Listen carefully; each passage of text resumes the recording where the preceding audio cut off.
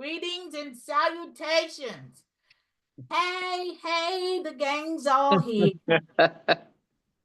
Hey, how's everyone doing today? Great. How are you? Great. Great to see you guys as always. Yes. Happy Friday.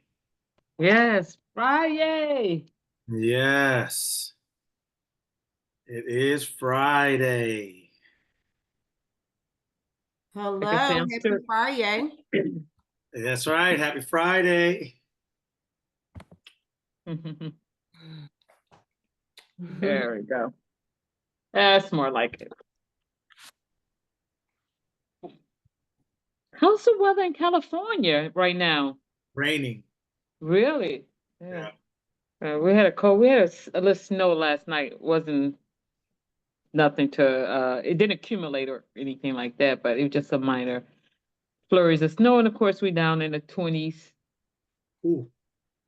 Yeah. Ooh. Yeah. Well, Northern California is much cooler Yeah. than Southern California, so I don't Really? think it's where my mom and them are, but it is up here. Yeah, it is up here. Oh, wow. Yeah. It's coming this way Monday. It's supposed to be really, really bad. Oh, really? Mm-hmm. What's coming that way Monday? Snow, ice, inclement weather. Really? Wow. Mhm. Yeah, we have ice because it's like below freezing at night. But it's we had a couple of flurries last night. But this morning the sun is out and it's cold, but it's still not bad. I know it looks beautiful outside. Mhm. I haven't been out there, but it looks like I want to go outside, and then someone's like, "You don't want to go outside." I was like, "Oh, okay." It has that feel and smell of Mm. snow on the horizon. Mm. The inside. Happy Friday. Me too. Yes, that's right. Happy Friday, everyone. Happy Friday. Yes. Yes.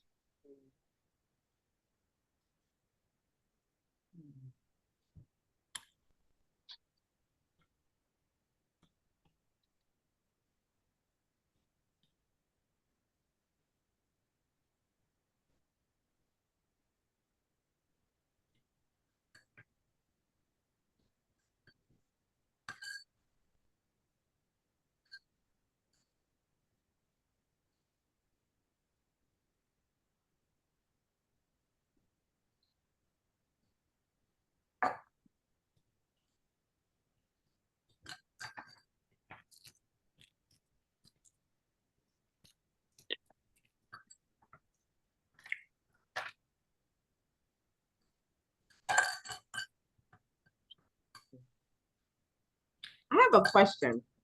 Yes. And it might seem a little, because I'm reading the Bible, trying to read it all over again, like read it. I don't think I ever fully read the full Bible from page to page. So I'm doing this plan to read the Bible in 365 days. So it's like 4 or 5 chapters that you got to read at once, which is fun, right? But one of the things that came up is in a couple of things, but I'm gonna talk about the one that really caught my eye is in chapter 4 of Genesis when they're talking about after they ate from the tree and they were deceived, the curse that God gave the woman though. Like the curse. So okay, I get the childbirth. Like not I get it. I don't like it. I had 3 kids. I'm done. So I don't have to worry about that no more. But the part that he said about the desire shall be to thy husband is part of the curse. And he shall rule over her, over thee. Okay, hold on a second. Vanessa, will you pull that up? You said it's Genesis 4, right? Yes. Okay. So Vanessa, honey, will you pull Genesis 4 up? And then what verse are you talking about? I'm Sarita? sorry, it ain't 4. It's not. It ain't 4. It is 3. Genesis 3. And I'm Genesis, talking about the verse. starting from where? Where do you want to start it? Hold, please. Hold, please. You get it. So he says 16. 16. Right. All right. Okay. So, all right. So welcome everybody. Happy Friday. Happy Friday.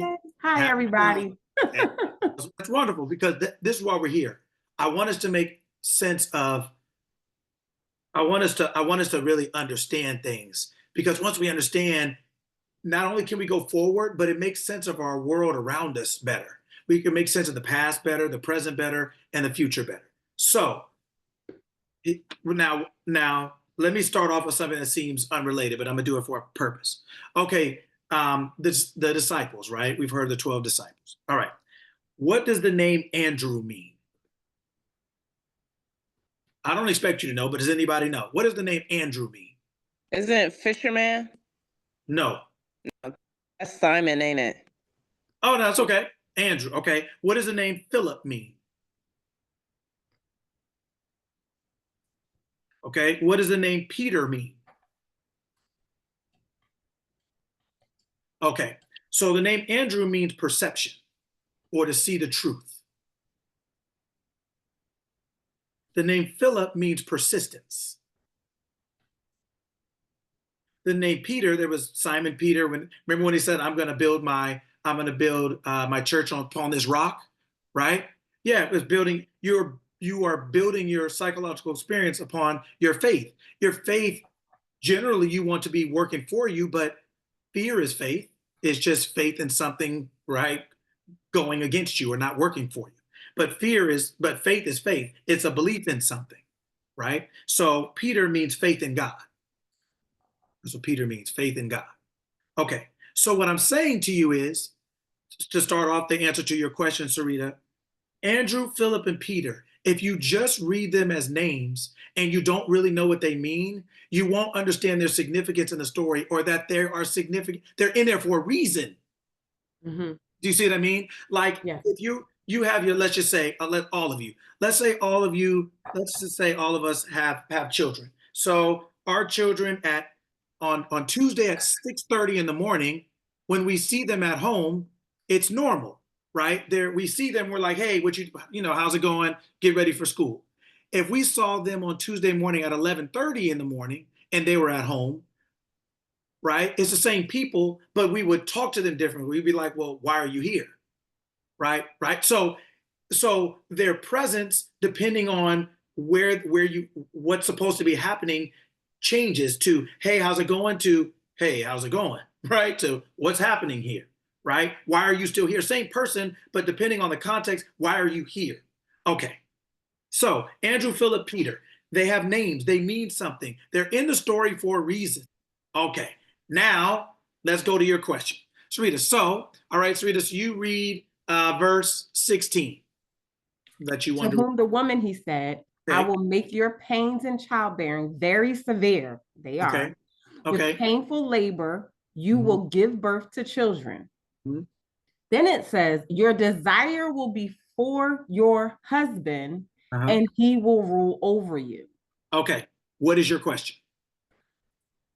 Or comment, statement, whatever. Okay, so I guess it's 2-part. Understanding that we were one. Hold on 1 second, maintenance. Yep. Hold, please. Hi. Okay, it should be dry. Thank you for taking off your shoes. Thank you. No problem. I'm not gonna paint it today, okay? That's no problem.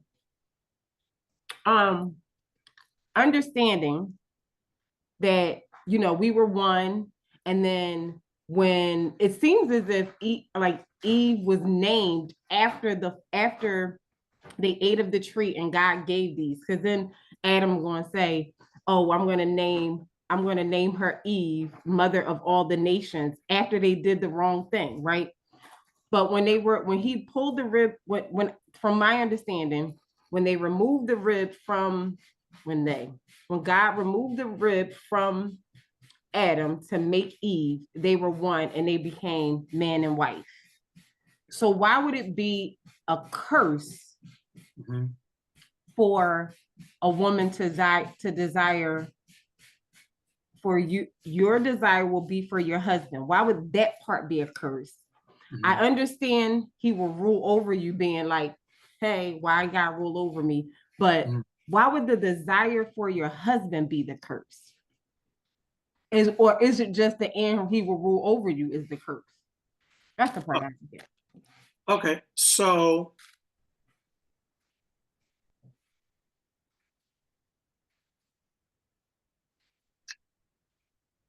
okay, go back up a little bit to like maybe 15.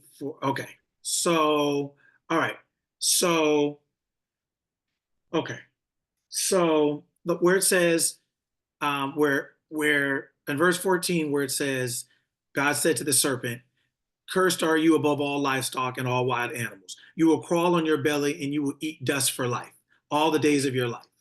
All right. So, what was the serpent doing? If the serpent now has to crawl on his belly, what was he doing before that? He must have been upright.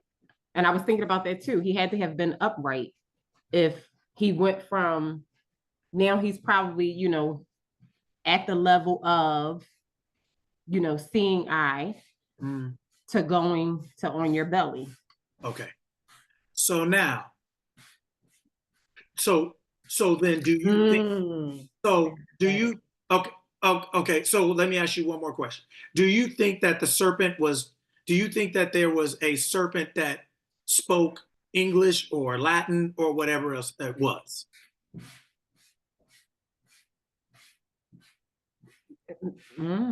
He spoke whatever language Eve was speaking. So you think animals speak the same language we speak or whatever they were speaking? No. So then where does that leave you then? If an animal can't speak the language of a human, how does it speak it well enough to deceive a human?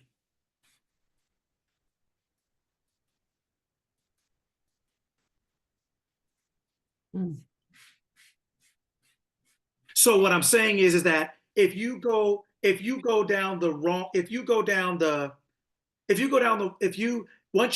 wrong street, if you don't know you're going down the wrong street, you can still say I'm seeing houses and seeing addresses, but you won't necessarily be able to find the one you're looking for. A lot of our confusion is because we have an initial premise that we don't know is not actually correct, and we're trying to make it correct because we're on that street.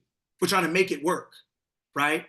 So that's why I asked you that question. Then what was it before? If it's on its stomach now, what was it before? And if it was standing up, so then if it were standing up before, then that means in order to deceive Eve, that animal had to be speaking a human language. But if it's made in the image and likeness and it was made to do this and that, and then it wasn't necessarily made to do that, which is why it doesn't do it now. We're not doing anything in humans now that we weren't doing since we've always been human, is my point. Yeah, we're able to do more things as our mind opens up, but we're not doing something different than we were doing at the beginning. Maybe more of it, like your son is doing something different now than he did when he was 3 years old. But he's not fundamentally changing what his capacity is as a human being. He's just expressing more of that capacity as his awareness opens. Does that make sense? He's not all of a sudden jumping off the roof with dragon wings, right? Just because he's older. He's just expressing more of his innate capacity, but that capacity has always been there. But as our consciousness awakens, as we open up, we're able to do more with this body or this frame that we have. Not because we couldn't when we were 3, but we were in a different state of mind then. It was different then. So as we mature in mind and we're able to control more of our body, which means we're able to experience more that this body is capable of as our awareness opens up, is the point, right? In that sense. Okay, I'll let you say what you want to say real quick, and then I'm gonna get into your question. I think I almost got it. Okay, go for it. Just from you speaking. Okay. So her previous state was she had her own authority. She was her desires wasn't okay, I need to be a wife. Like that wasn't the desire. So she had her own authority and she was able to, even though still we have our own free will, but this curse is taking something away. So she previously was the opposite of what the curse is saying. So now she didn't Yes. have pains when birthing a child, and now she does. And now Yes. she didn't desire her husband or a husband, or your desire will be for a husband like that. And then now it is. And Yes. now he will have rule over her, which he didn't before, and now he does. So now I think I'm getting it. So Yes. it took some authority away from her, and it made the desire be for the husband. I think I got it. Now the way you said it, I understand. I think I understand. Okay. Now watch this. Okay. I want all of you. I want all of you. I want all of you. Thank you. In Sorry order about to that. get on the You right too. street, in order to get on the right street, you have to be willing to take a chance. Let's just say. You have to be willing to say, okay, maybe for some reason I messed this up. I don't know how. I thought it was East 7th and I turned on East 8th, or I turned on West 8th. I got mixed up just enough to be on the wrong street, but not enough for it to be obvious right away. Right? So let's turn around for a second. I want you guys to just take a flyer with me really quick. Just take a little jump with me really quick. I want you to take this now as a fable, as a fairy tale. I want you to take this as a fairy tale for a second.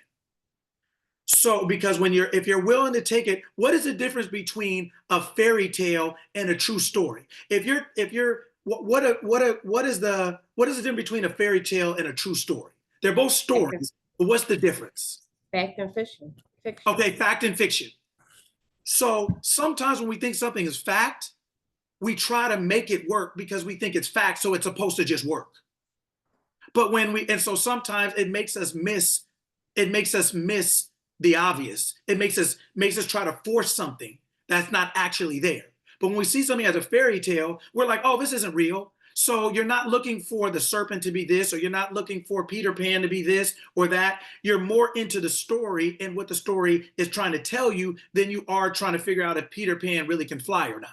If you're stuck on can a boy fly or not, you're going to miss what comes. Does that make sense? You're going to miss what's possible for you. Okay, so watch this. Vanessa, I need you to pull up another tab and go to Genesis 5.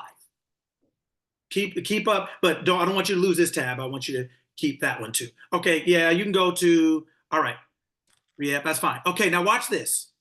All right, so Sarita, this is for you. I want you to read the second one when it said God created. 5:2, you're saying? Yeah, yes. No, 5 right at the beginning. 5 right after it says Adam's family line, where it starts with when. When Yes. God created mankind, he Okay, made stop. When God created who? mankind. Okay, so mankind. So man is a kind of something. Man is a kind of something, right? When God created mankind. So I am mankind and you are mankind, correct? Mm-hmm. Okay. Yes. So God created, so he, all right, so go ahead. He made them in the likeness of God. Okay. Continue. Yes. He created them male and female and blessed them. And he named them mankind when they were created. Okay. So in verse 2, say it again. He created them male and female and blessed them. Them. So he blessed who? Them. Them, which means both. Yes. So remember I'm going back to your point of, well, when did I lose my autonomy? Yes. Right? Because Yes. he created them. And then what did it say after that? And he named them mankind when they were created. So whose name is mankind? Them, Them, which represents who? both male and female. Right. Right? Now, male and female is represented in the first line in verse. When you see the first chapter, first 5, we see 5. This is Yes. the written account of who? Of Adam's family line. And this is the written account of who? Mankind. Make it sing of mankind. So Adam represents what? Mankind, Mankind represents what? both male and female. Right. That's addressing your question. When did I lose my own ability to act? When did I lose my autonomy and my authority? You were both created at the same time. You were both created this at the same time. So this is, now, I see some of you twisting your head, and I'm going to tell you why it seems maybe a little bit confusing. Well, because in Genesis, in the first chapter of Genesis, in the bottom, where it talks about he took the rib and things like that. Well, it's showing you two different things. Number one, it's showing you Genesis 1 and verse 5. Genesis chapter 1 and chapter 5 were written by two different people. They're not written by the same person. That's number one. Mm-hmm. So it's a different account. Yes, It's a different, okay. it's a different account. Same but thing, different account. Got it. Same thing, different account. What is it an account of? It's account of what? Mankind. Of mankind. It's account of creation of mankind. So it is telling you that the male and the female, right, is created at the same time. They're both blessed. The male is blessed and the female is blessed. Not one or the other, not one before the other, not one over the other, even though they're different. Males are different, females are different, but they are both blessed. They are both named one name. They're both seen as one thing. Mankind. Mankind, the name for mankind is, they said, Adam. Adam represents the name for mankind, right? But he named them both mankind. He named them both Adam. Okay. Now, so the word rib is not actually the word rib that we think it is. It actually means your inner thigh. It means the soft part of your inner thigh. Not where your quad is, but if you go inward, that soft part of your inner thigh. That's actually what that word represents and what it means. That's what it's talking about when it talks about a woman. It's talking about the softness of something. That's what the female aspect of something is. It's the softness of something. Not soft as in weak, softness as is in a different texture from the quad, from the top part of your thigh. There's an inner part of your thigh, which is softer. It's part of the same leg. It's the same thing. It's just one is on the top, one is on the inside. It's talking about just a different feeling, right? Now watch. So now I'm going to go back to it, right? Now go, Vanessa, go back to to the other chapter, please, that one. Okay, so now watch. Now, if you understand that this is a story, just put aside whether you think it's real or not. Just put that aside, because that'll mess you up. It'll stop you from catching it. All right. There's a reason I said Andrew, Philip, and Peter. What is the most important parts of, why did I bring that up? What's the importance? What's the significance of Andrew, Philip, and Peter? Anybody can answer. What is the significance of Andrew, Philip, and Peter? Yes, and what about it?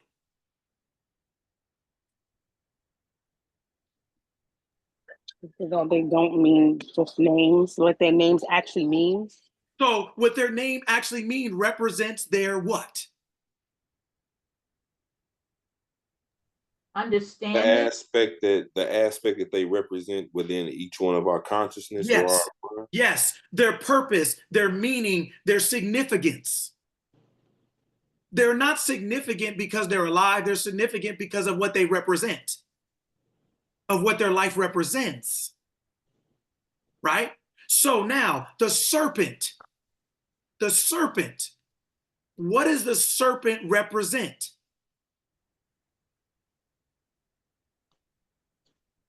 What is the serpent's name? What does the serpent represent? The temptation. No. You talking about from a metaphysical, like the spine? No. Yes. Is it time? No. Our backbone? No. So have you ever seen, what is that thing they have like in doctor's offices, right? Or like you see it on like a medical alert bracelet? The snake wrapped around like a staff. So what does the snake represent? It's on a medical alert bracelet. No. Close, kind of, but not, but no. You said it's not our, it doesn't represent our spine. You said like our backbone? It does. That's where the Christos, right? The fluid that comes from the base of your spine, the Christos, that's where the word Christ comes from. The Christos, it's a fluid in the base of your spine, right? And what it represents is wisdom. The serpent represents wisdom. That's what it represents. It's not talking, it's using serpent to represent wisdom. And it's basically saying when you throw your wisdom to the side, this is what's going to happen to you now, right? It's now bringing you from your higher mind down to your lower mind. So Sarita, when you said, oh, the serpent probably was standing up. When you are using your wisdom and you're in your higher mind, you're standing up. When you eliminate your wisdom, when you're not using wisdom, when you're not acting in wisdom, you fall flat on your face. You're crawling now. Little kids generally don't have wisdom, right? They're just running around doing everything. So we're stopping them from burning themselves, stabbing themselves, jumping off the steps, because they don't have the wisdom of experience and time. That doesn't mean they're not intelligent, but they're not using wisdom. They don't have the benefit of time and experience yet. That's what wisdom gives you that intelligence doesn't. Right? When you learn from your experiences, when you have experiences and you reflect and you say, this is what I got from that. So when you're using your wisdom, it makes you stand erect. It makes you stand up straight.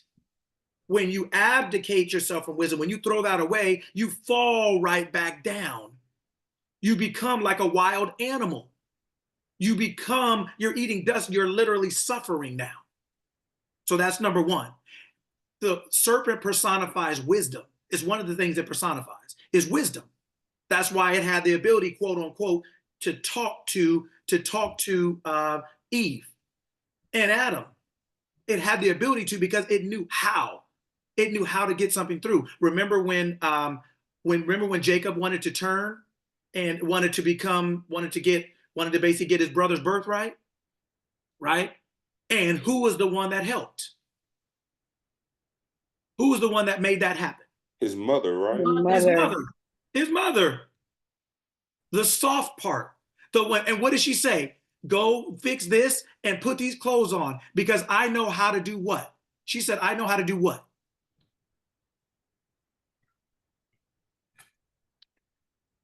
What did she say? Was it talk to your father? Or? Yes, she said, yes. Well, yeah, talk to him. And what else did he need to do? To gain his trust that it was the other son, wasn't it? And how did he do that? Deceive him. How did he do that? By putting on the wool, the fur. So by putting on the fur, what did the fur represent? The hairiness of the brother. And what did the father have to do to know who it was? He had to feel it. Feel. That's the woman. That's the inner part of your thigh. It's your feeling nature. It's the soft aspect of you. It's not the objective thought nature.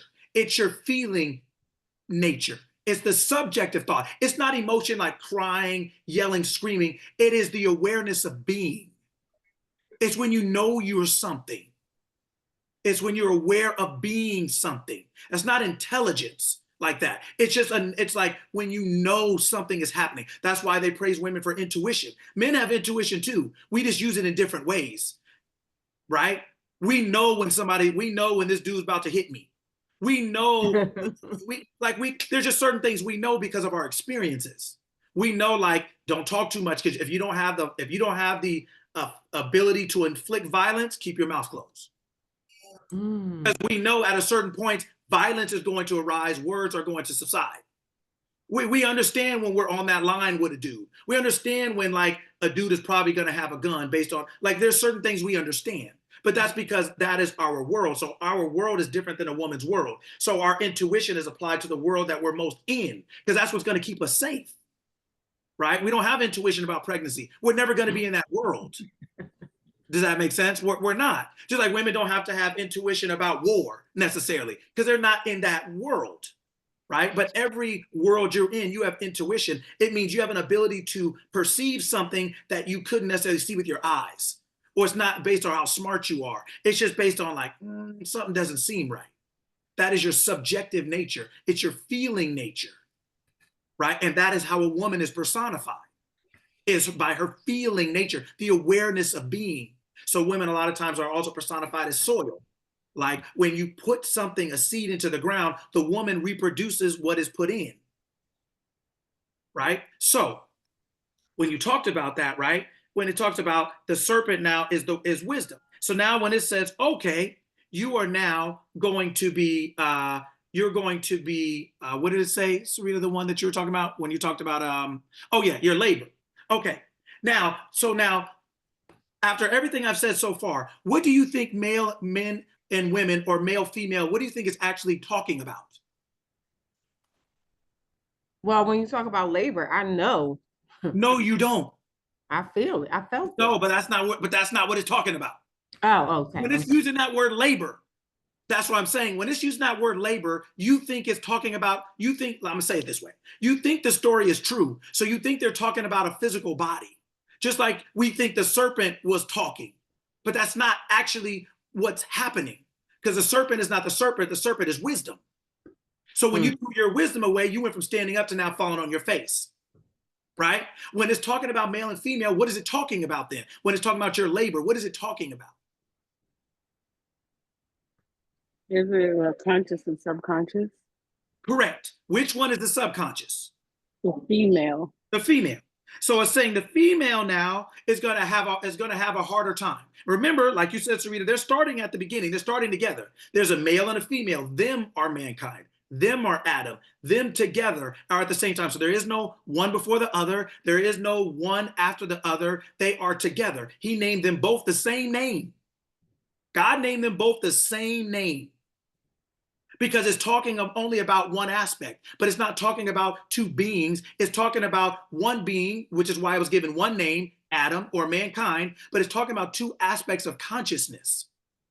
It's talking about the right brain and the left brain, the subconscious mind and the conscious mind. It's talking about the male and female. The male and female are personifications of the mind, just like the serpent is a personification of wisdom. The male is a personification of the right brain? I think it's the right brain. And the woman is a personification of the left brain, the subjective, the emotional. The male is the objective, the non-emotional. It's your right brain. It's your thought. The seed is not personal. But when you put it into the ground, the soil wraps itself around it and produces it and makes it an experience. The thought is only the idea, but the woman has to produce the experience. The thought is only the idea. Your feeling nature has to produce the experience. Watch this. When you get into, let's just say we're all getting married, right? And so the man is up there and the woman is up there. The male and female aspects are up there. Who is governing the ceremony?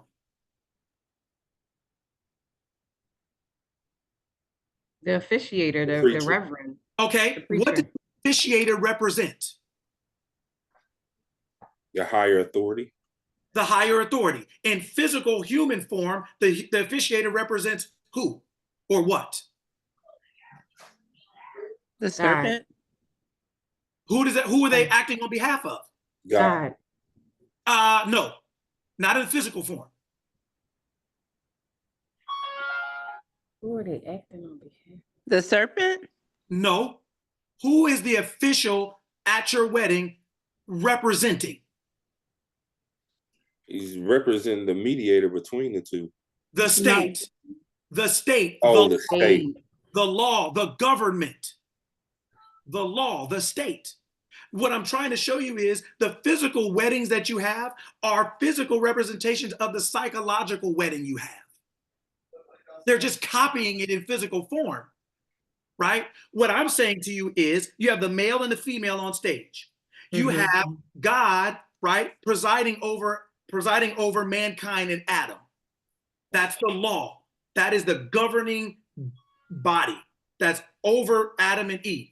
All right, so to speak. All right, now in physical form, you have male, female, and you have the person marrying you all. So they represent the state. They again represent the law. Oh, Okay, so you have the male aspect, the female aspect, right? The female nature, and you have the officiant.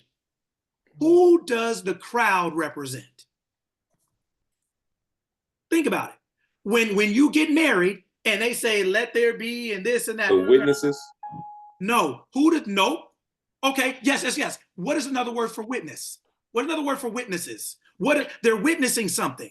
So what part of your psychology witnesses something? What do people do when you get married? What do people do? When you're getting married and you're looking around the crowd, what are people doing? watching. What else are they doing? Think about everybody in the crowd. Give me all the behaviors of people in the crowd.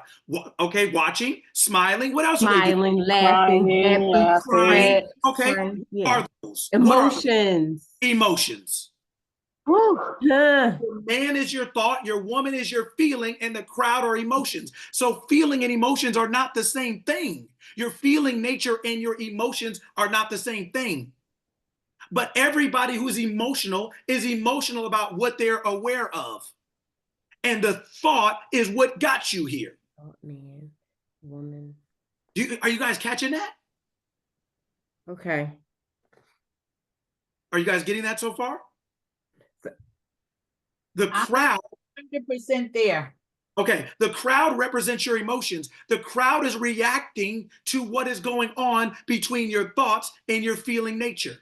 So your thought and your feeling create your emotions. Your rage, your tears, your fears, you're happy, you're sad, you're smiling. Those are all after, they are all created as a result of the wedding and the front. The wedding on the stage. You think it's separate, but everything that's happening in the audience is because of what's happening on the stage. Am I right? Yes. Right? So then your thought and your feeling, your thoughts and your feelings are creating your emotions.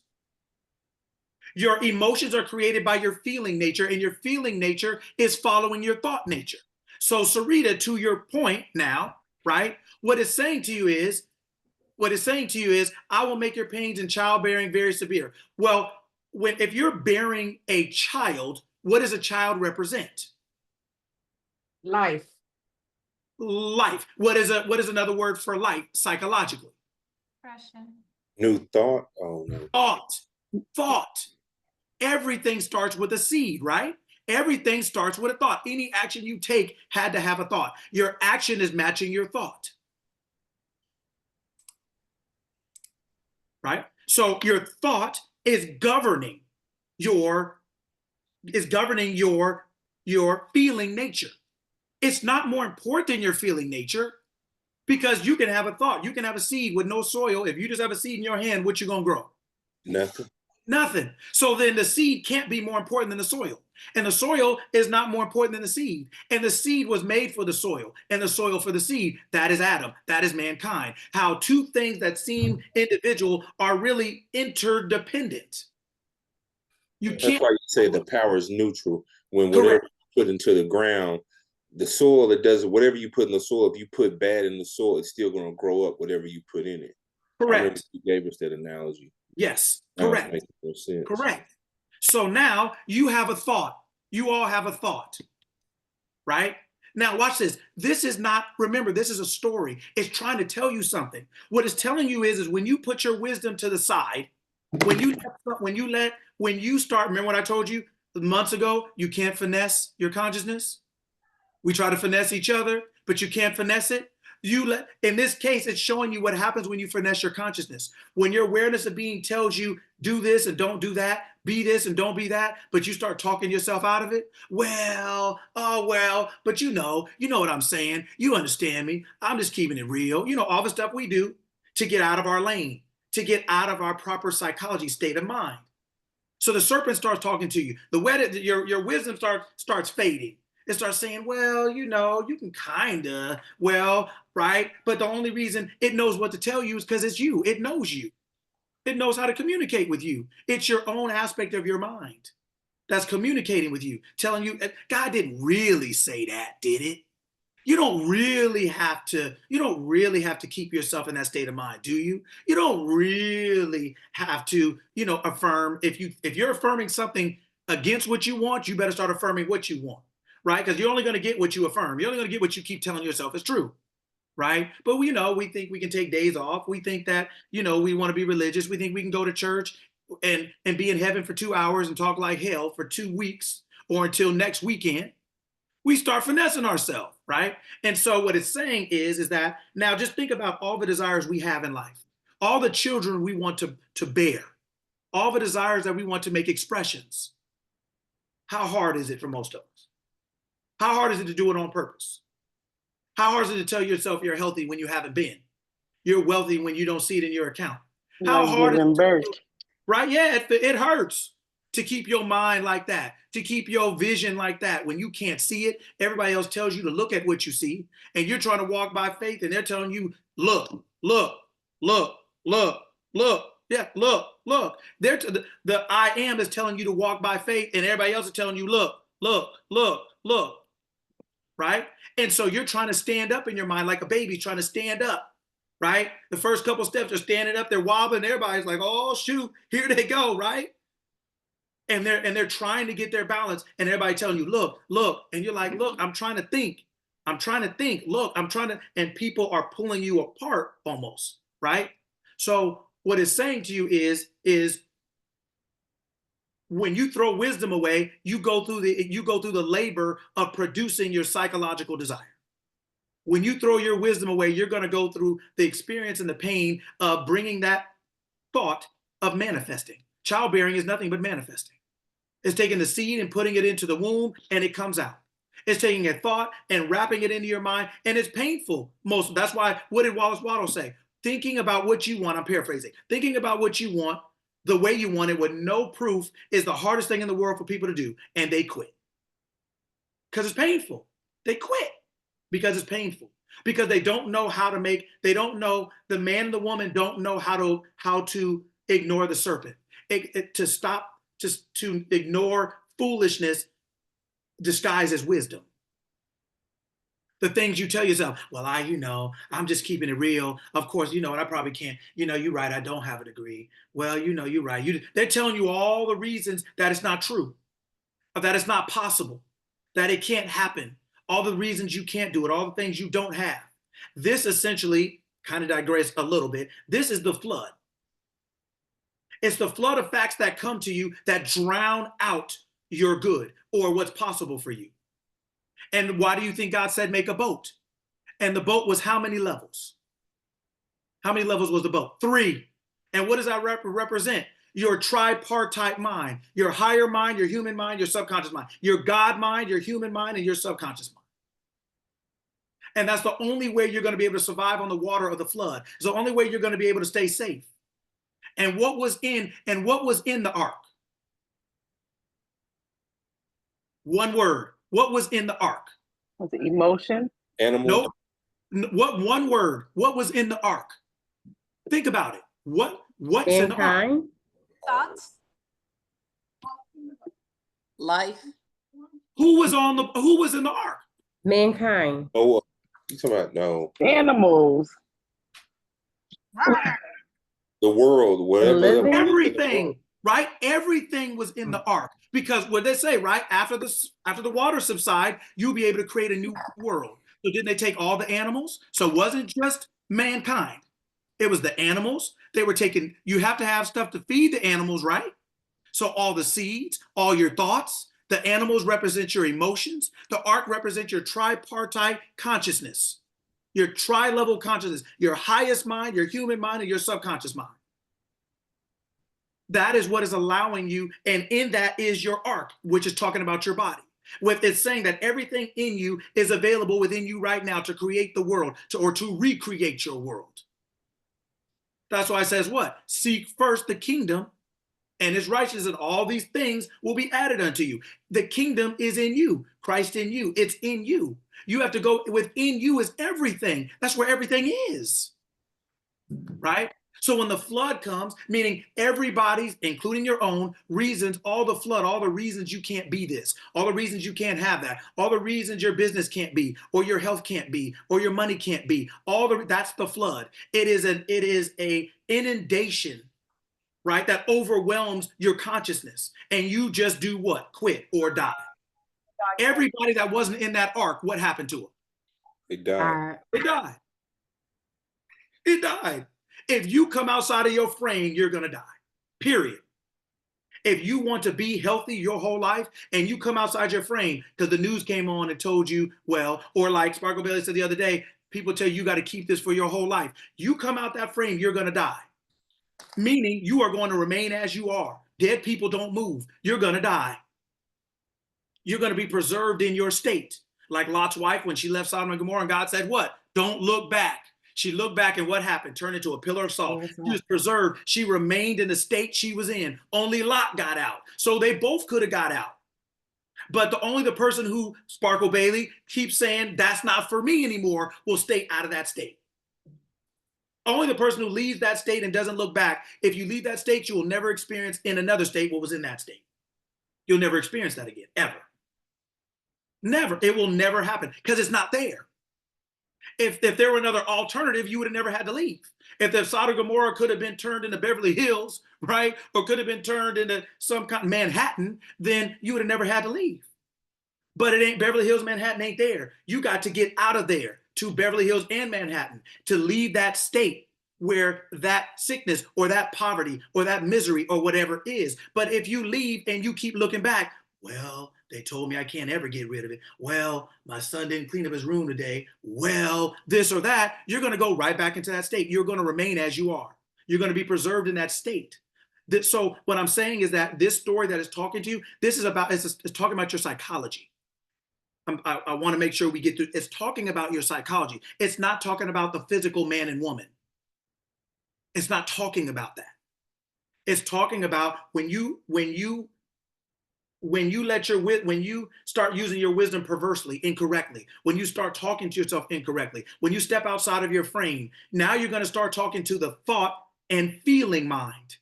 And you're going to get your thoughts and feelings to do something, get themselves messed up. Right? And then after that, you suffer. The only thing that separates us, the only reason we can keep a bear off our butt and have a zoo is what? Are we stronger than a bear? Faster than a bear? So what is the only faculty we have that they don't, or at the level they don't? What is it? Wisdom. Your mind. Your wisdom. The level that your mind can rise to. The animals don't have that. That's the only thing that keeps a bear off your butt. That's it. That's all. It ain't your weights. It ain't creatine. It ain't you know, oh, I'm in pretty good shape. I can run a mile. That ain't gonna help. The only thing that keeps that bear off you is your ability to think at a higher level than it does. That's it. That's why we have a zoo with them in it. And they don't have a zoo with us in it. Because if it were physical, we'd be in the zoo. Right? Anybody outrunning a bear, outrunning a cheetah, wrestling with a shark? Anybody up in there talking about, yeah, this is my water, move on?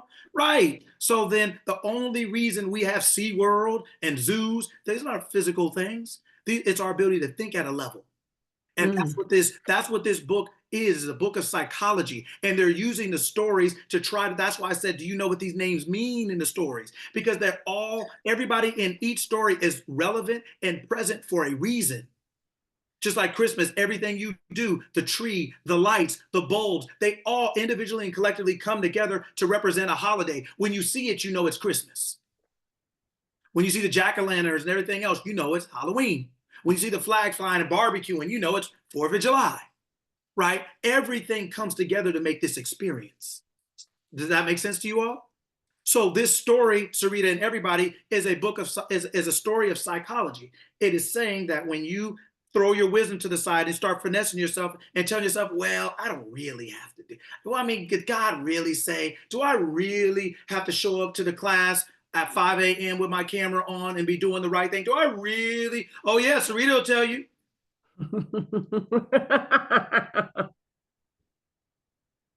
I was all up in there. Veronica, she'll tell you. And guess what I did? Oh, I waited today. I waited. Because you know, when you light the fire, everybody there the next day. Oh, the block is hot. But I'm going to let it cool off a little bit. I'm going to let it cool off. Oh, yeah. And I said, you know. He was right here. Right here.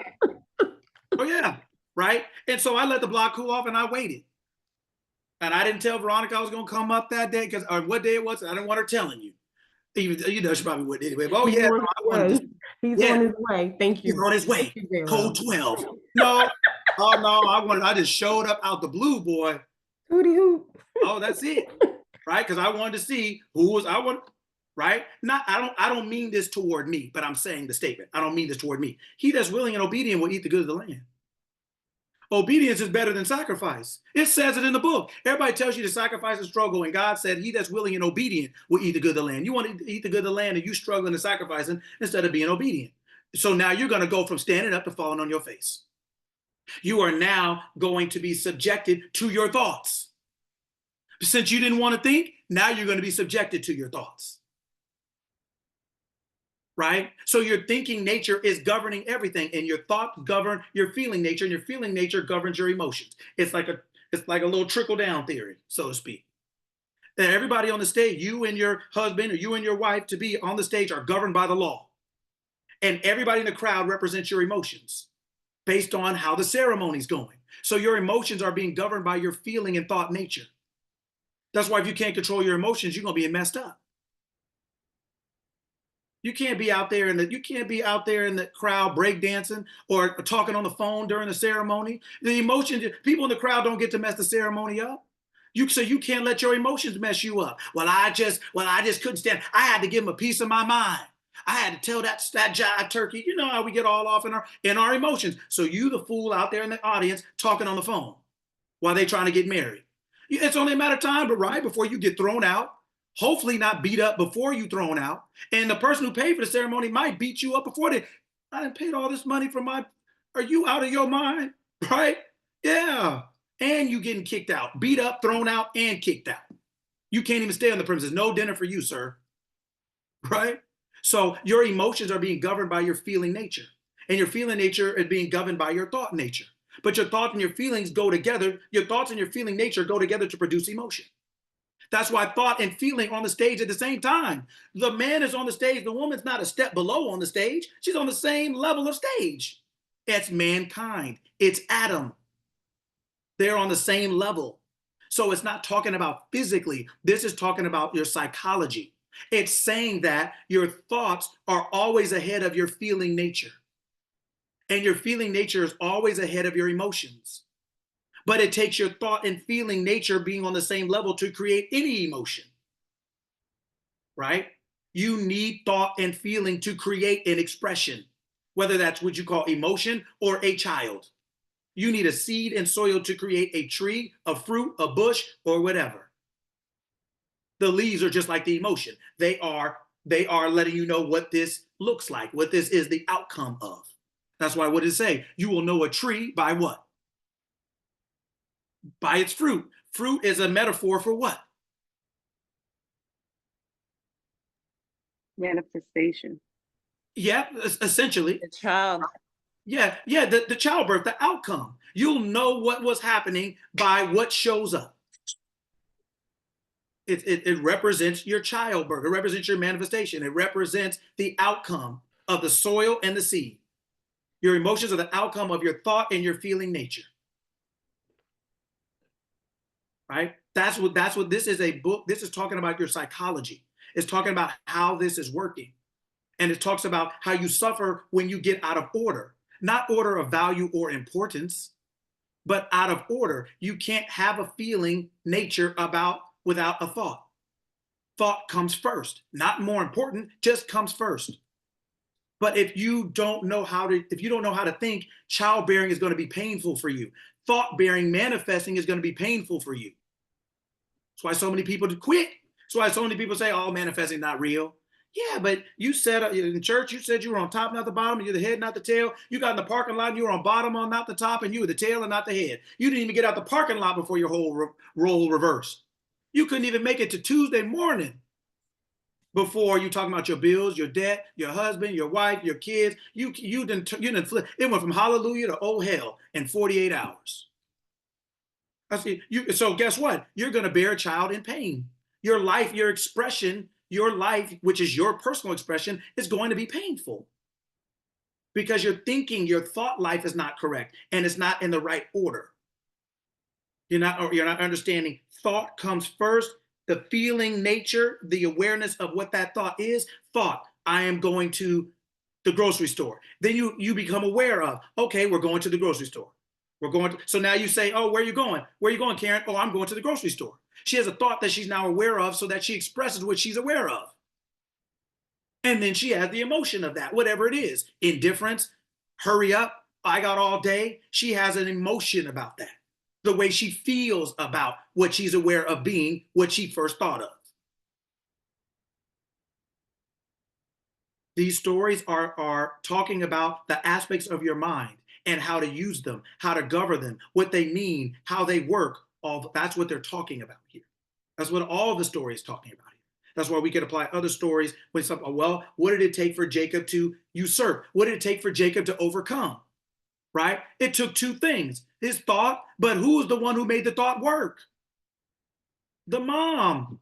The feeling nature is what makes it work. So how could she be subservient? How could she be less than? That's not what it's saying. It's talking about an order. Not order of importance or value, but in order. You can't have a feeling nature before you have a thought. No dead people are aware of being alive because they can't think. Right? So it's not talking about subservience. It's just talking about the order in which creation works. Thought, the feeling nature about that thought, I become aware of what I'm thinking about. And then I have an emotion, I have an expression, I have fruit, I have something that shows me what I am thinking and feeling, what my nature is. But when we take this story as truth, then we start trying to figure out how it works or why it doesn't work, and why would God say women ain't jack and you need to just sit back and hold on and be quiet. It doesn't. We start fighting with it because that's not actually what it's saying. It's using these things to personify, but it's not saying physically. And if you try to make it physical, you're going down the wrong street and you're trying to make it work. That's why it seems confusing. That's why it makes women feel like they're subservient. That's why they try to tell women that they're subservient and all these different things. And that's not what it is. That's not what they were saying. That's not what the people who wrote this book were saying. Right? That's not what they were meaning, but they're hiding all the meanings and making it esoteric. That's why it says what? Study to show yourself approved, a workman that needed not to be ashamed, rightly dividing the word. You have to be able to rightly divide it. Just reading it is not the same thing as studying. Otherwise, you'll know what they wrote, but you won't know what they mean. You won't really understand it. It'll be exoteric. It'll be surface level. I can repeat it. This is what they said. Yeah, but that's not what they meant. That's not what they mean. That Philip doesn't just mean Philip. Philip is not just, it's a name that means something. It means persistence. Right? It means something. So the snake meant something, means something. Woman, right? That feeling nature means something. And when you, in physical form, you chose to represent that. So you're saying, shoot, the best thing for me to be when I got here physically was to be a woman. Because that's the part I'm into that part. That's the part I want to fire from. Men feel the same thing, right? But doesn't mean that's all you feel. Doesn't mean that's all you feel, right? We're just coming from a primary and a secondary. But you need both to have an expression, right? So men are not more important. Men are not more valuable. Men are not first. We're not first. We were created at the same time. We all have the same name, Adam, the same name, mankind. All of us do. Our bodies have a different name. But remember, we are not our bodies. We are not our bodies. We are not our minds. We are not that. We are I am, and that's it. That's it. That's all we are. And I am is all at once, is all at the same time. That's why I am made male and female. He created them at the same time. They're at the same time. So what it's just talking about is that your feeling nature, your awareness comes out of the thought. It comes out of the thought.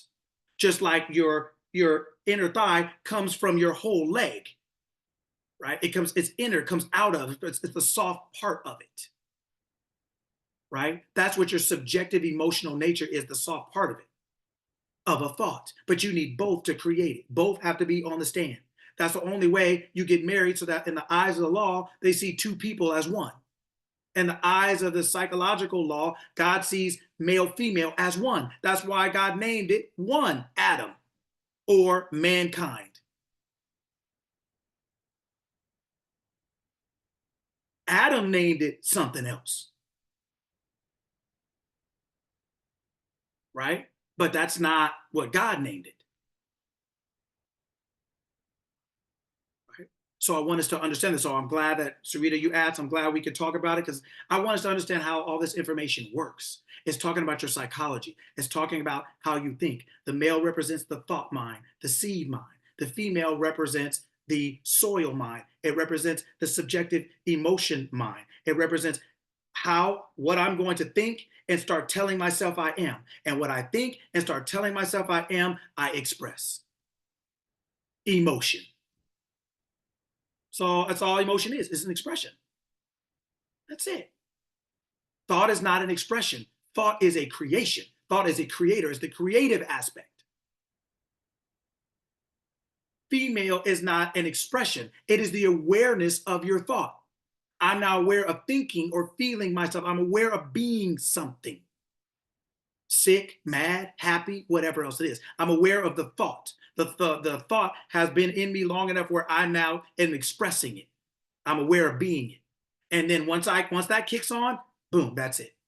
That's why if every book will tell you, you have to impress the subconscious mind. You have to put the seed in the soil. Can't just have a thought. You have to impress it. And when you impress something, something comes out. When you wet a sponge and you impress your hand on it, water comes out. When you have a stamp and you impress it on the page, the thing comes out. You have to press. That pressure. That pressure is the woman. It's the feeling, the awareness, being something. It's not the emotion. The emotion is the expression. It's the people at the wedding. But in order for you to be married, in order for the law to marry you, there has to be a thought and the awareness of it. And they're both on equal playing field. And then you say, I do, and the expression comes, yay, and all the other stuff. But if you look at it, everything comes after the other thing. Nobody's clapping when they're talking, right? They're clapping afterward. Right? And guess what? That's why, so anyway, that's the point. All right, Margot Bailey. So so this was really, really good today. This was really, really good today. I took some strolls down memory lane as far as what I thought all these scriptures meant growing up, what I was taught these scriptures meant, my role in what Eve did, how I have to suffer for what Eve did. I'm cursed to suffer because of what happened with her, how childbearing is supposed to be painful. All these things were taught to me, and I was conditioned to believe that these were struggles, and it was another word you used earlier, but these struggles and these sacrifices, they're like my birthright, based on how the Bible was presented to me. And so I would love to understand, in my own the rebellious part of my journey, I started thinking a little bit more for myself. And so I'm where you are as far as my power, my abilities, things like that. I'm there. I don't talk about the Bible with people. It's too much for me. That's a little too overwhelming for me. My femininity comes out and I'm like, you got it. Because the war part of me is not there. I don't have that desire to battle especially when it comes to the Bible. However, I'm curious to know where where do you process the Bible, like you just broke down a few verses in Genesis. Where did you get this understanding from, being someone who grew up in the same faith, the Christian faith? Where do you now understand, like what authority gave you this understanding versus what we were all taught, doom and gloom that we were taught? Like where did you get that? So a lot of things like this, right? This is a big, huge anthology of I don't know how many books it is, but of I don't know how many books it is, but of Dr. Joseph Murphy, he talks about a lot of things. Neville, Revite, Abdullah, Bob Proctor, all meaning when you start to, like I said, so I get it from a variety of different things that I study and things like that. And from all the variety of things I study, I realize that even as different as people are, the way they're all talking about it the same way, and the way they're talking about it has made more sense to me than anything that I understood when I grew up or growing up. A lot of times when we grow up in the church, things we don't understand, we have to take by faith. But it's like a get out of jail free card. It still doesn't really help us understand. It doesn't really show us what we don't know. We're just told to just, you don't need to know, don't worry about it, just take it by faith. But I have come to understand that faith only is necessary when knowledge is absent. I'm not taking 2 plus 2 by faith. I've taken it by faith when I was 3 years old, 4 years old. I didn't know any better. What else am I going to take, right? What else am I going to do with it? But now at my age, or at our age, it's 2 plus 2 is 4. That's not faith. That's not hope. That's not belief. That's not manifesting. That's just knowledge, right? And what does it say? To be free, you shall know. You have to know in order to be free. You have to know in order to be free. You can't just be, now faith is something good because it'll at least start your journey on the way to knowledge. Meaning like, okay, I'm gonna trust my mom that it's good to go to school even though I don't feel like it, right? I'm gonna trust it's good to get good grades. That's by faith. It's not knowledge. How would I know that it's bad to drop out of school based on what physical experience would I know that? So then any knowledge I have is first faith, and it's faith in who's telling me, right? And so Gavin listens to you, not because he has all the experience, because he knows better, but he believes in you. He may not believe in what you're saying, but he believes in you enough to at least use faith to say, okay, I'm gonna give it a shot. Because my mom loves me. He's taken all these different things to say, to give him the strength to try something that he doesn't either know or believe, but he believes you. So he's using his faith. You've got his faith in you allows him to take the steps. Then once he takes the steps, he has enough experience where now he knows what you're talking about. Oh, mom, you know what? You were right. You're right. I got it. Now I know. Now I understand. But you can't have that understanding without experience, and you won't have experience without faith, meaning just the ability to try. So who's talking to you, what they're talking about, that's why your example. What does it say? You're the candle that lights the whole house, the house and hill that cannot be hid. You're the salt of the earth. The example is so powerful because that is what triggers people's faith. It's not that they know better. It's not that they know anything, but they look at you and say, man, if she says it, I'm going to do it because she's happy every day. She's healthy. Look at what she overcame. So if she tells me that I can do it, I may not believe it, but she did it, so it triggers my faith. It triggers my ability to act without knowledge, without understanding or proof. But she's relying on that person as if you're their coach, or that person who had epilepsy like you did. You may get them to do something that I couldn't.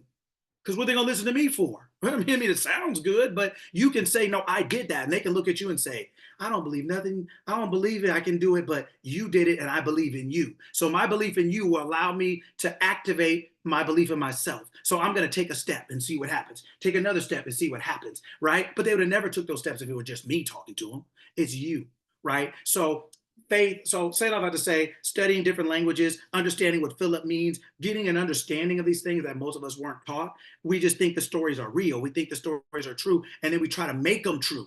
But it stops us from really thinking about what's really being said here, right? It stops us from actually saying, no, it's not talking about this. Like, so he named Adam and Eve mankind. He named them Adam. You can't name two people the same thing, like right next to you, like what? Right? It's not talking about that. right? But we just weren't taught that. And so in my own journey, I just started reading a whole bunch of different stuff. Like I said, Bob Proctor, some things religious, some things weren't, but I realized they were all saying the same thing. I realized when I started understanding languages or the meanings of words, it all started to come together. It's like, oh, okay, now that makes sense. Now I know how to read that. Now I know not just what you wrote, but I know what you meant. I know not just what you said, but what you're saying. And anytime you have a relationship with something, you're able to get to that second level, not just of what you heard, but what they mean by it. So your kids or people who know you, they know what you say, but they really know as much or more of what you mean. Because in humanity, we're really taking all of our conversations through context. We're filtering the words and kind of putting them together like a puzzle, right? And so even though we're all hearing the same words, we all may think something different because it's coming through our own filters, our own mind and thoughts. So anyway, once I started doing that, and I started reading it, and I was like, oh, okay, this makes sense. Now I understand. This actually makes more sense to me like this, not because I was running a church or I have a religion, or it just made sense. It's like, oh, okay, now I understand. So yeah, a man is not more or less, or a woman's not more or less. But if I'm reading the story literally, then I'm saying that, and then that's why you get all this chaos, people killing each other, jihads, and killings, and Division between men and division. women instead of Division. unity. Yeah, yeah. Yes, that's why. So like the roundabout to bring that part home. So when you and Sarita earlier when y'all were reading, there was a part in Genesis about no, not in Genesis. There was something you mentioned. I'm sorry. There was something you mentioned about studying to show yourself approved unto Yeah. God. And so the more that I live, I see the approval part comes in your life.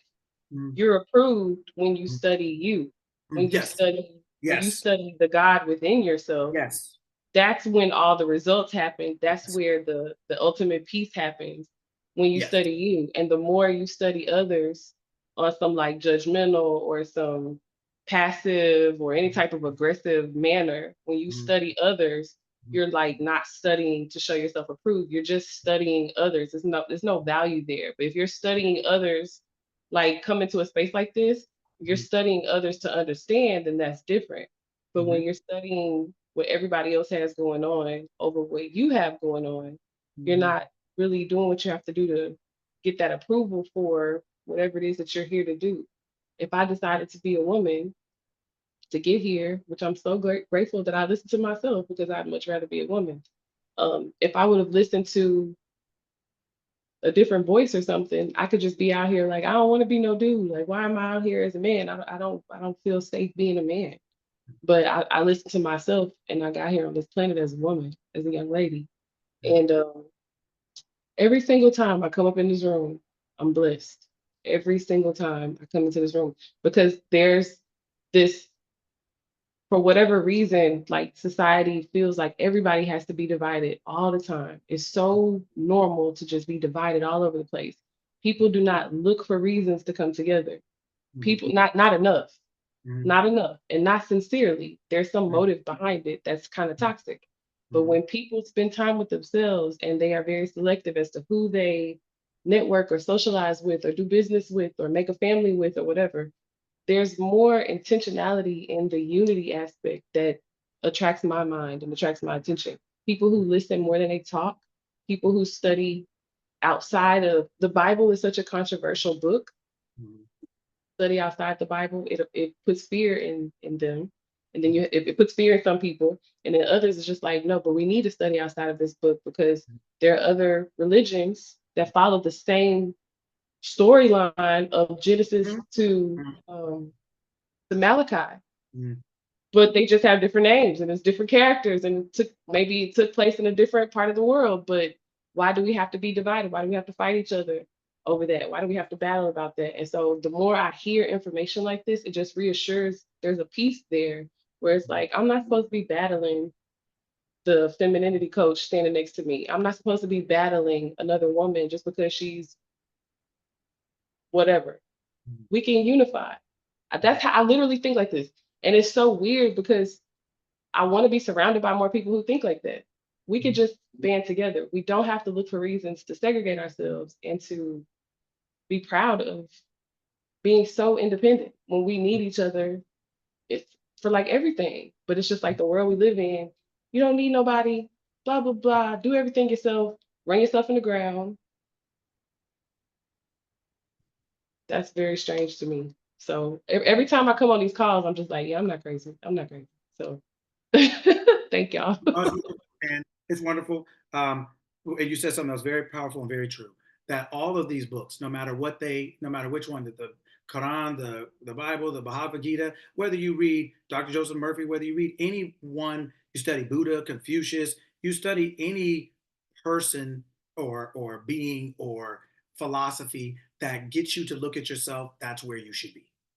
Right? Because all of these philosophies are like a mirror. They're designed for you to do this, not this. Right? And if you got a mirror and everybody told you a mirror is designed for you to keep pointing it out, and so it looks at everyone else, that is literally what these books are designed to do. They're designed to make you look at yourself. They're designed to show you what's in there. They're designed to show you who you are. And all these stories are just different ways of telling you so you can see all the things that are going on within you because you can't see in your body. You can't see in yourself, right? So these stories are designed to let you know what's in there, why we fight the battles we fight mentally, emotionally, physically, why we argue with people, why we kill people, why we die, why we get sick. Look, everything that could ever happen in the physical world has happened are happening in these books, right? Because they're talking about all the different things that go on within humanity that have been going on since the beginning of time. And so these books are like a mirror. They're designed to make you look at yourself. When most of us have gone to any type of religious education, the mirror, we've been taught to turn the mirror out. So now we're walking around with this thing that's designed for you to look at yourself, and we're just going like this, and we're wondering why it's not working. Because all these books are to get us to look at ourselves. All this information is to get us to look at ourselves. And we can't grow. We can't fix our mustache. We can't fix our tie. We can't fix our makeup or our lipstick with the mirror pointing out. We can't fix ourselves with the information looking the wrong way. Right. And for like you said, and so when it's pointed that way, it just causes division, causes chaos, confusion, backbiting, worry, stress, fear, anxiety, and all the other stuff. So you're absolutely right. And yeah, that's kind of where I've gathered my stuff from a plethora of places. Yes. He Yes. forgot to mention how he studies for hours every day. And that too. All right. Anybody else? I know it's 12 after. I don't want to keep you all, but anyone did we understand that today? Did it make sense? Was it helpful? Did it Totally and completely, like for me. Like yeah, totally and completely for me. Because when you were speaking, it's like the light bulb was slowly, like the switches were slowly getting put on in the house. Slowly. Okay. They were getting put on in the house. Yeah. Okay. So I got a bulb above my head now. So I got Good. it. And thank you for asking. That's all I want for the class. That's all I want is for everybody to use the information, like Sparkle Bailey said, to look at yourselves and to realize that all these things are just personifications of the aspects of our mind, and that we are just consciousness. We're just consciousness, male, female, like psychology. There's just the way we think about something, how we feel, and then the emotion that comes from it. And so once we understand that, then we can take this information and all these stories. We can say, oh, I see how that person got in trouble. I see how I got in trouble because I did the same thing. I was in Sodom and Gomorrah. I was in a state that I didn't want to be in. And my awareness of being said, my desire said, I want to leave. That's I am saying I want to leave. And it says, go and don't turn back. And we turn back. And we stay in these states of poverty and despair, of unemployment, or of bad relationships, or of whatever else, because we're in a state and I am says, leave, just don't turn back. And we leave for a minute and we turn back. We leave for a minute, and that is what gets us stuck. It's not the economy. It's not racism and sexism and all those different things. It's not that, because otherwise we can never get out. So if we got out, that means we have a right to be out and we can stay out.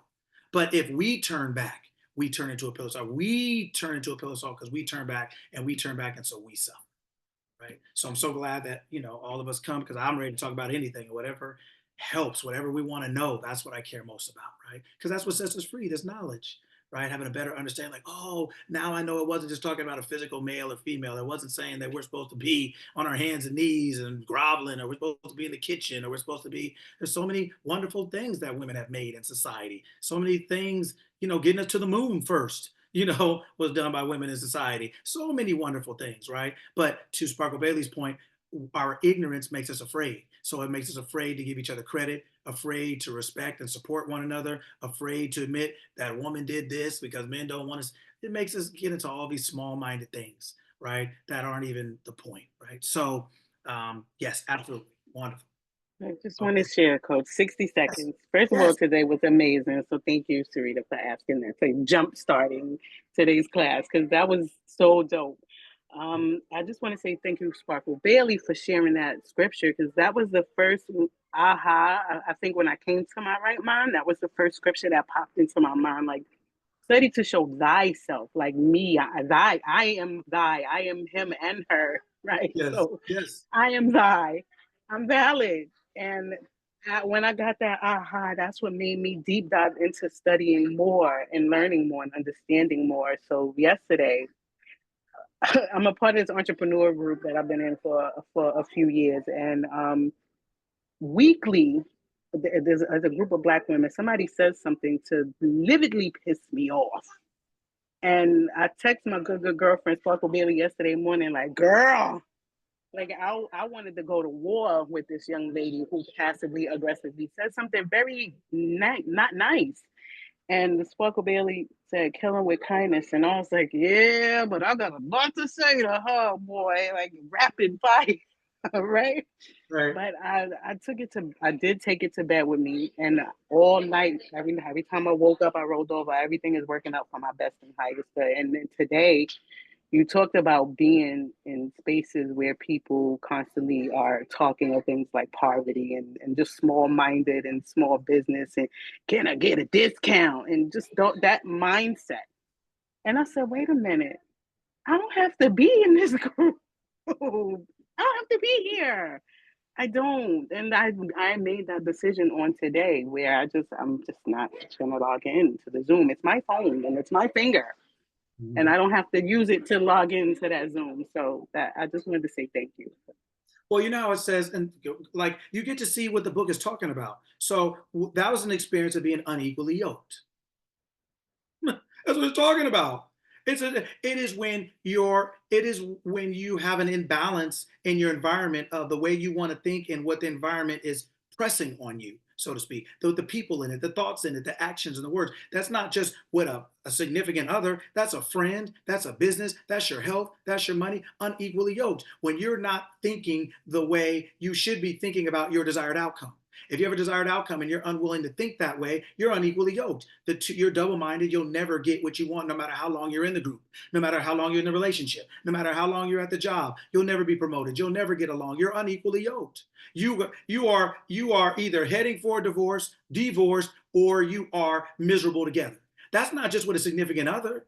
That's with a friend group, a business group. That's with a church group. That's with your health. That's with your money. Anytime there is an incompatibility, an imbalance, right? And that's why I said you look at a ceremony, the woman isn't on the step below the dude, right? They're both standing on the step. You have to be in a place where you're both standing on that step. The dude may be a little taller. You may be in a group where somebody knows a little more than you, but you're on the same step. Is the point. You're not unequally yoked. You're not in balance. You're not standing 3 steps up going like this. That's not the right person to be with.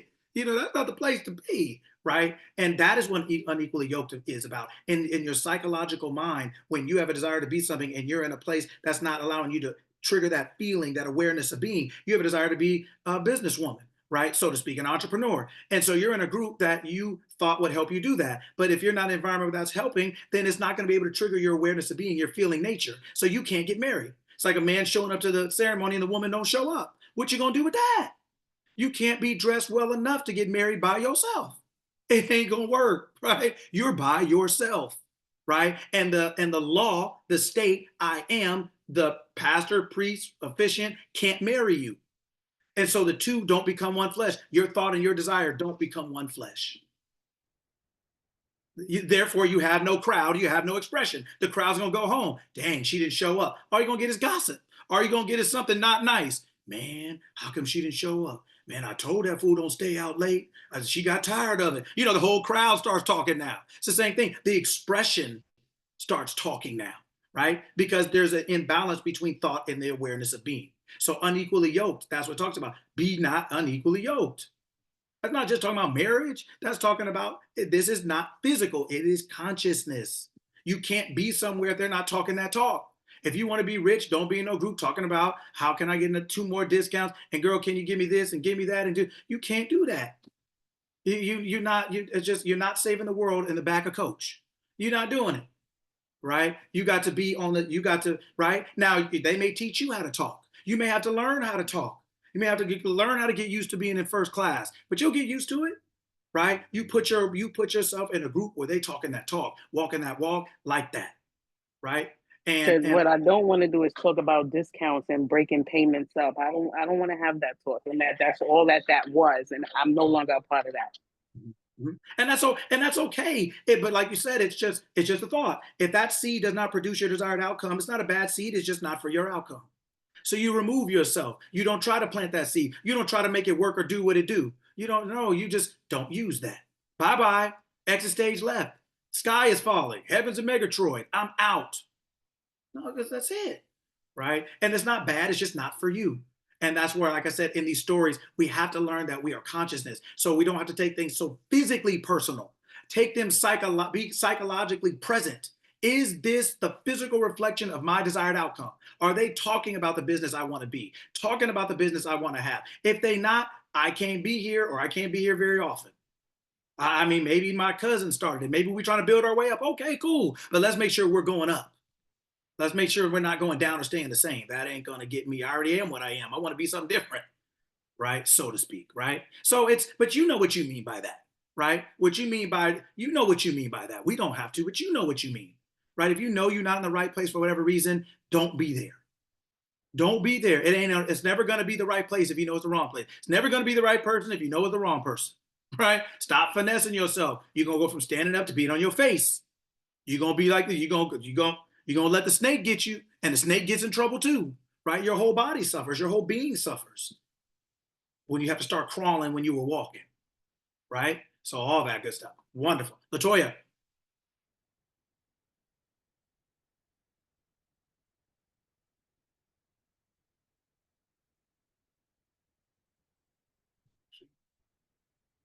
If you're talking, we can't hear you.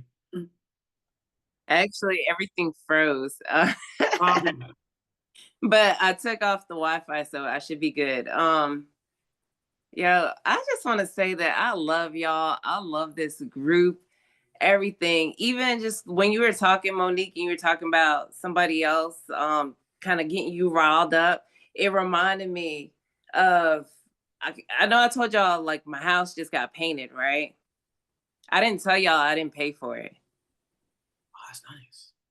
So part of it was insurance money, and then my sister covered the rest. But beforehand, I was on the phone with her, and of course, she's the crowd, right? Okay. She was saying, "You're not gonna do it yourself," blah blah blah. And I said, you know what? She starts getting riled up. So I said, okay, I can pick out the meat and spit out, eat the fruit, spit out the seed, right? She right. I'm not gonna do this. I really don't want to. But I let her keep talking. I said, you all right? You getting riled up, it's okay. Like, everything is good, blah, blah, blah. And then she just starts going, well, I'll pay for it. Whatever it goes over, I'll take care of it. I know that, she even came back to me and she's like, Toya, I just know that, I know you're just tired of seeing it this way, blah, blah, blah. And I'm just like, yo, everything, man, I'm always taken care of. I've always said that. People always love giving to me. I went out with my friend right before New Year's. Part of our meal, I was doing my makeup, I said, you know what? My food's gonna be free. Our steaks were free. They took the steaks right off of our tab. Both of us each got our steaks taken off. And so we got free food because I knew it was gonna happen. That's it. Wow. Good for you. And good for us. Thank you for telling us. Man, that's awesome. Awesome. Karen. It's just simply all good. And everybody said something that reminded me of how good it is. When Sparkle Bailey was talking, I thought about what it is you want it comes to you. You just don't know where. That is the right people, the right crowd. I was in a meeting last night, and folks were saying at a point that I was being unfair. I was talking about people's level of commitment, and they said, "Well, how could you say someone's level of commitment is thus and so? And we only did X, Y, Z with them. I mean, what did they say?" I say, "It's not what they said. It's what they did or do. It's not what they. Well, you're being well, that's not being fair." I say, "You're right. I'm being unfair." And it just felt so good to call a spade, not dance around it, which I'm Miss Diplomat. I'm not going to say something that's going to rile the crowd. I am going to put it in a way where hopefully I get the point across, but you don't end up feeling offended. And when I admitted I was being unfair, I knew I was telling the truth and I owned it. So, yeah, when it doesn't feel good, you won't see Karen. When she being fed good stuff and she know it's top of the line, she gonna be eating, and she gonna be thanking whoever's cooking it up for the meal. So all of this is good, and it's easy to get away from what does not feed you. It is also easy to attract and come in contact with what feeds you. So as long as you see me here, I'm being fed, y'all. Thank you. Yeah, I think you're the star of the group. I think you're the star of the class. Oh, I think you get everybody going. You're like flavor of the class. You got everybody pumped up. You get everybody going. Yes, Vanessa. All right. I just want to address something that Monique, it's not the last class. Wisdom studies kind of going away or merging. So we're just moving the time. Instead of it being 1 hour, 3 times a week, it's going to be Saturdays for 2 hours. The same time during wisdom study, that's what's going away. That's why we stopped charging you guys for wisdom study after we didn't charge December's. Okay. If that makes sense. Yeah. It does. Because I was like, Thank no, you. don't, no, this is not like we're ending. That's why I I'm think like, Sparkle Bailey made that comment, like, oh, I'm like, nah, what are y'all I'm like, talking about? should I be sad? Like, what are You we guys doing? are not this and each other. Yeah, I no. agree. And Monique, they don't want to protest in Northern California. I know I my agree. way there. They No, don't want an uprising, okay? Right. No, My not so feminine side be knocking on doors like, hello. We are absolutely continuing. So basically like Marlon and Natasha, they were in the Saturday group. They're going to be joining the community too. Like we're merging basically instead of doing 2, because it was very like a lot. Mostly everybody on Saturdays was already from in the club, and it was what we were covering on Saturdays were also kind of an extension where we did a lot of like what we did today actually. To put things and dots together. So we're like, you know what, let's just do it all in one versus having 2 separate groups. That's mainly what it is. It also allows more time for Lucky to do his weekday one-on-ones that are ramping up. So yeah. Hope that makes sense. Congratulations. I did grieve. I'm not gonna lie to y'all. I did grieve. I was like, man, this sucks. Like, this sucks. And then We shall rejoice. I kept the faith. Right. I kept the Not to faith. grieve. Yeah, like I'm dramatic like that. I own my stuff. I was grieving. I'm dramatic. Inserts, dramatic faint, all of that. Oh man.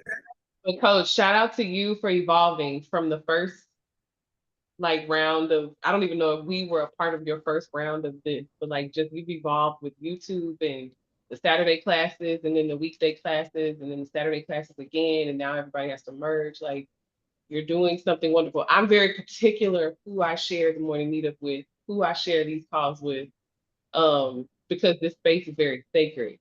So I'm extremely cautious of who I share with now. Everybody so far, it's been awesome so far. And I'm just like, okay, don't get nervous. But I'm also intimacy. I know people want numbers. I gotta grow my business. Shut up, no, you don't. Let's stay here. But I look forward to inviting more people into the space, as long as they're just like the community here. Like, I look forward to that. And Coach, congrats to you for sure. Oh man, thank you, and thank you all for coming. Thank you for always allowing me to rant and rave for hour at a time, hours at a time, hours a week. Thank you all for just being so kind and loving and supportive. Thank you for taking the information and using it in your ways for you, because it's not about me. It's about you, right? Everything is like we all talk about. All this information is for each of us individually to look in the mirror. And so I'm always grateful that you all come, that we get to laugh and share stories, our victories, support each other, help each other, give each other advice and perspective. And like you said, because it is a wonderful space. And I agree with you on how wonderful it is. I look forward to it because it is a wonderful space. I look forward to seeing all your faces individually and collectively because it is a really nice space. So that's why, I miss you guys when you're gone. If you're not here, or, when Alberta wasn't there for a minute, or, Veronica, since she hasn't been here for a little bit, White, stuff like that. I always know who's here or who isn't. I'm always, because I care about all of you, and this is such a wonderful, special place. So thank you always all for coming and stuff like that. And yeah, we're just doing Saturdays. Start tomorrow. Will be our kind of first one after this weekday one ends and all that stuff. But we're gonna keep doing it and keep going and keep growing together. And so I love you all and appreciate you all, respect you all, and thank you always all for coming. Wonderful. All right. Anything else before I let you go? Otherwise, we'll be here tomorrow, 7 to 9 Pacific, which is what, 10 to 12, most of you guys' time on Saturdays, and we'll get it ramped up and going again.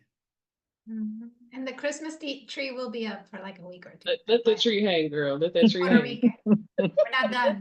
Y'all make me feel better about my tree still up. Thank you. I feel better about my tree, so that's awesome. Thank you. I'll leave it up all year. Mine would have still been up if I put up one this year. I ain't put one up because the 16-year-old Christmas was a little different this year. That's it.